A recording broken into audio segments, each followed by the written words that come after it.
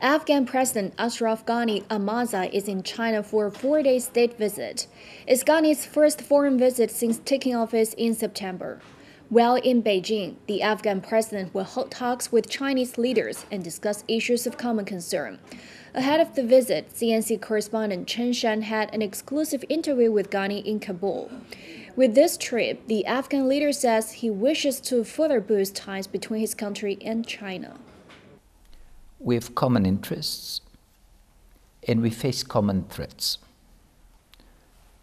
The question of threats brings us to cooperate on peace and security.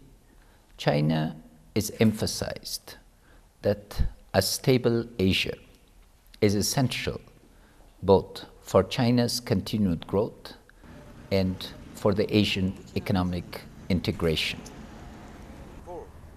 The second aspect is that the Chinese government, under the able leadership of President Xi, is emphasized that the neighborhood should join in and benefit from China's growth.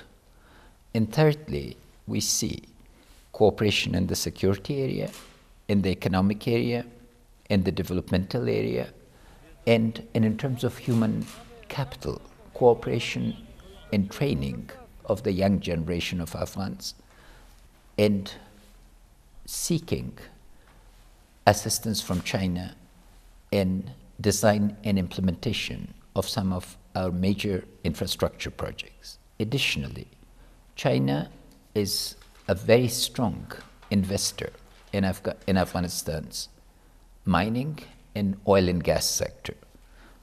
We have a very major natural wealth, and we hope that with cooperation of China and other countries, and major international companies, we become a center of services in mining industry.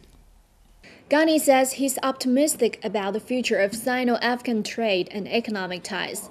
And as to the connectivity and cooperation with China, the president said the idea of Silk Road economic belt is going to be vital. Asia, the Asian continent, in the next 20 years is going to have the type of transformation that the American continent and the European continent had in the 19th and early 20th century.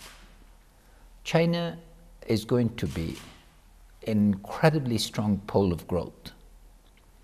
And in terms of infrastructure, Asia is going to be knitted together.